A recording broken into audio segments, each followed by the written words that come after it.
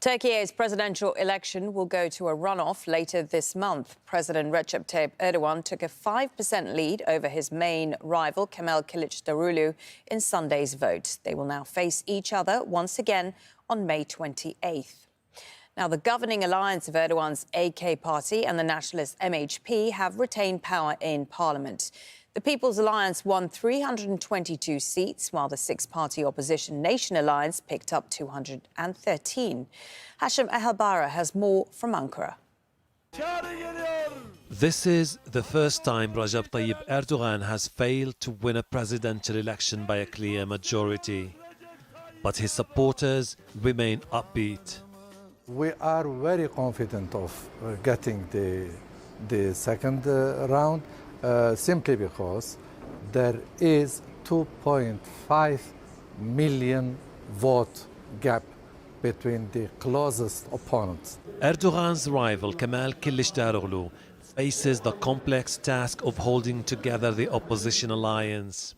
He promised to defeat Erdogan and end the Justice and Development Party's decades-long dominance of Turkish politics. Losing the runoff would likely be the end of his political career. Erdogan didn't get the vote of confidence he expected. We don't win elections by talking from balconies. If the nation says it's a runoff, so be it, and we will win. The election was marred by allegations the governing party was blocking ballot counting in opposition strongholds. Accusations the president dismissed while telling supporters the vote was a democratic exercise. But international observers warned suppressing freedom undermines democracy. We have concern, for example, when it comes to the media situation, the biased media situation.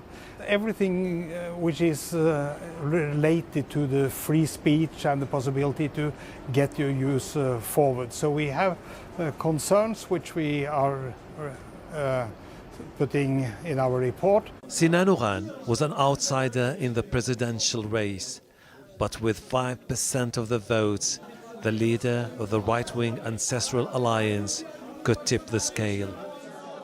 Ve Türk milliyetçileri, Atatürkçüler. Nationalists and Kemalists will have a bigger say in the runoff. There will be tough days ahead for us, but we will make sure that this process is a good one for the nation, and at this time we won't say who we are going to support. The stakes are high for both candidates. A win by Erdogan would cement his legacy. His People's Alliance retained control of parliament in Sunday's election. For Kilicdaroglu, a defeat would mean the collapse of a coalition of parties that put aside their political differences for a common goal.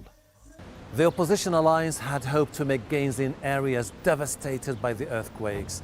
But despite widespread criticism of the government's response to the disaster, it seems Erdogan can still rely on his support base in the southeast. This leaves the opposition with limited options if they hope to convince people to switch sides and vote for their candidate. Hashim Ehalbara, Al Jazeera, Ankara. Sami Zeydan has more from Istanbul on the third-place candidate, Sinan Oğan. He won't be in the runoff, but his supporters could be vital to the final result. He's already been talking about his conditions for endorsement, saying things like, hey, you better not come and talk to me unless you're willing, first of all, to distance yourselves from those he calls terrorists, and that's understood to be a reference to the PKK and some of the Kurdish groups which are allegedly political parties which are allegedly associated with the PKK. And he says the other condition, that you need to be able to commit yourself to the expulsion of refugees, understood, read into that, Syrians from this country who are taking up the jobs of Turks. And this is the issue. Both sides, whether it's the ruling coalition or the opposition coalition, they both have nationalists within their coalition, and they also have connections or coalition parties from the Kurdish vote bloc. It's going to be interesting to see who can woo those supporters of Sinan Oğan more. But here's the key point as well. If the second round goes along the lines of the first one, of course, then Recep Tayyip Erdogan has only a smaller percentage that he needs to win over than Kemal Kilicdaroglu of those nationalist voters in order to cross the threshold.